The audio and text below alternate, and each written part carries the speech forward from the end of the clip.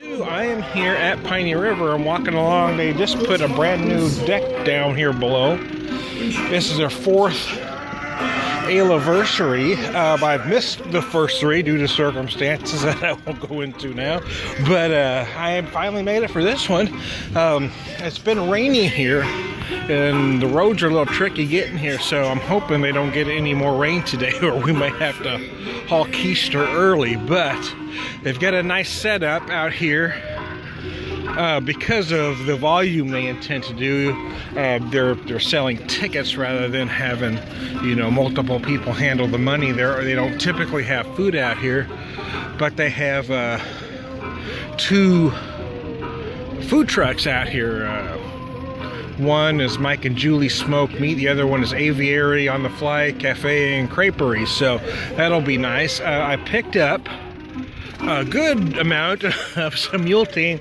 They make their mule team only once a year, and you can only buy it at the brewery. They can at one time, and they don't send it to the stores. So I did that. I got a bunch because I promised some friends, a few friends, a can. So we're gonna get out there.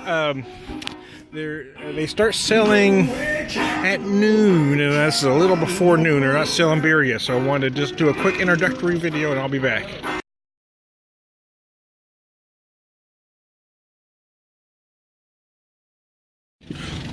Well, howdy do. I just got my first beer. I just wanted to start with the mule team, the 2015 mule team. I heard it was slightly different than last year, although I didn't get specifics on exactly what was different. But I've heard it is slightly less sweet than last year's, although I love last year's. Let me show you the color here. It's my first beer for the Aleiversary. Nice color, kind of a light copper, I would call it. The aromas are just spectacular. It is very big in your face. You get a lot of you get those big pine notes early on, followed by a whole lot of grapefruit zest. And I'm also detecting some other stuff. Hold on, there's some tropical notes mixed in there. I don't know if he's using Mosaic or Citra or what else is in here, but I am feeling some tropical-like notes.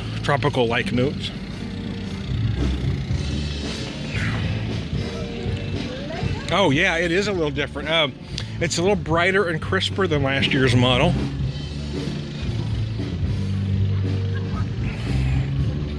There is a good amount of malt in here, more than most current double IPAs, but it's certainly not malt heavy. There is a lot of hops in here, but it's not unbalanced. How you doing? What'd you start with?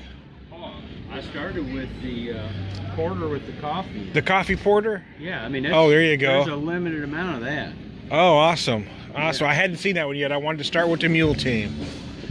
Very good. And I just talk with everybody that comes up. I've missed the first 3 years here, so I'm excited to be here for this one. I lost where I was on this, but yeah, it starts malty. It's not as sweet as last year's, but there are some kind of, you do feel the toasted malt, maybe some slight toffee notes. Again, breaking into that big juniper grapefruit. I am getting some, on the hop end, some mango-like and almost some white pepper to finish it off. It's very nice.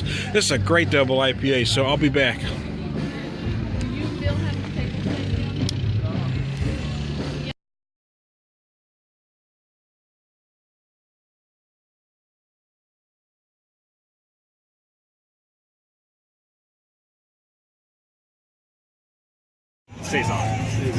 Well, howdy do, beer number 2.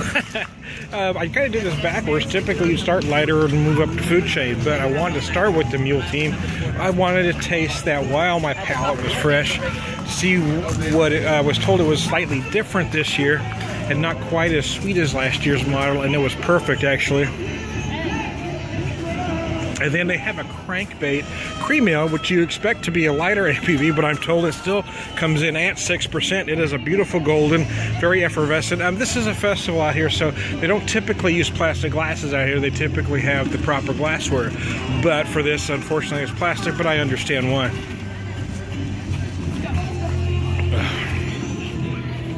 This actually feels like, well, I mean, it feels like a cream ale, only better.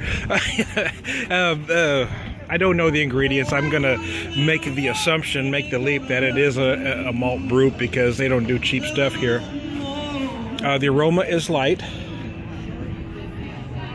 as you expect a beer like this to be. It's not about aroma, but there is some pleasant malt going on. Again, the flavor is what you want from a cream ale. It is light, it is pleasant, it's agreeable. This does finish much drier than most, and again, I'm guessing because it is adjunct free, even though I don't know that for a fact, but I am going to make that leap. And by the way it tastes, and by the way it drinks and the way it finishes, it's very nice. So I don't want to run long. I almost want to talk about different beers I've had while I'm here.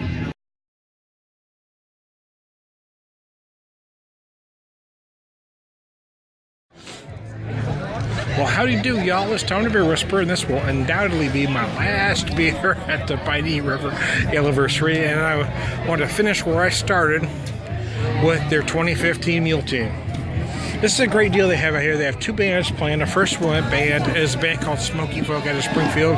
You got Josh and the Giants out of Joplin. There's a second band who does more of a bluegrass kind of thing. They've just added a great new deck out here. They had a deck outside. You go in downstairs and you go upstairs, and you get to the tap room. You walk straight out and you've got a nice deck.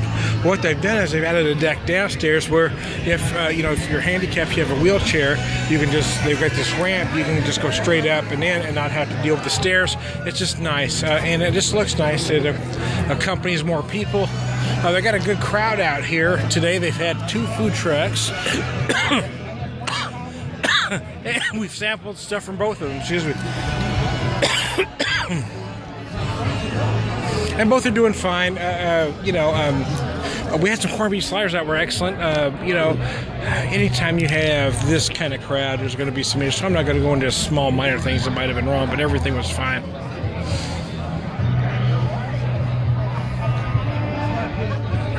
I'll show you a picture of this IPA again. It has kind of a light copper to it. I just can't say enough about how much I like this particular double IPA.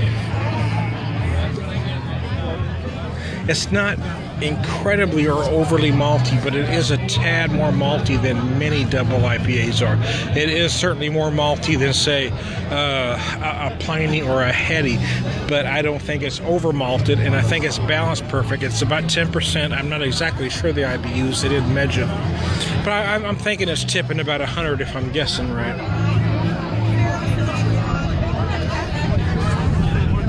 Last year's model had a certain sweetness up front and then dried up nice at the end, cleaned up nice at the end. This one, I'll probably get 2 more. Really is, it doesn't have that sweetness. So even though I don't know if I'd call it necessarily a hophead brew, it feels more hop heavy than last year's model. I think for balance, I think this is just a beautiful beer. It is one of my favorite double IPAs, bar none. For me, I think if we're talking about quality, I have an issue with people talking about is a beer better than the other, because if a beer is not flawed, it's not going to be. But what you're talking about is slight taste preferences, very slight taste preferences. So I hate when people say Piney's better than Heady or Heady's better than Piney or anything like that, because neither beer is flawed. And on that same vein, this beer isn't flawed in any way. I think it should be mentioned in the same conversation as those beers. I love this small brewery. They are starting to get large, and any as any craft beer lover, I do concern myself with the fact that once a small craft brewery gets so big, they're always in danger of being swallowed up. It would break my heart if this one ever got swallowed up by one of the big guys. It really would. I'd probably get over it. I'd look for quality differences. I'd get over it at some point, but it would really break my heart. So here we go. I'm Tom the Beer Whisperer. This is my last beer at Piney River. This is a great deal. I'd like to get some of my beer friends to come out here, but there's no reason to be in this part of Missouri. You go to Kansas City, people go to St. Louis. There's really no reason to be here other than to be at this brewery. This brewery is so fantastic, though. I wish I can get some of my beer friends on either coast to come here. I would love to show them this brewery, show what an amazing place it is, and how great the owners are, Brian and Jolene. And it's amazing. They do this brewery plus they both keep their day jobs. It's just an amazing place. They're amazing folks. And I'm Tom the Beer Whisperer, and I'll see you later.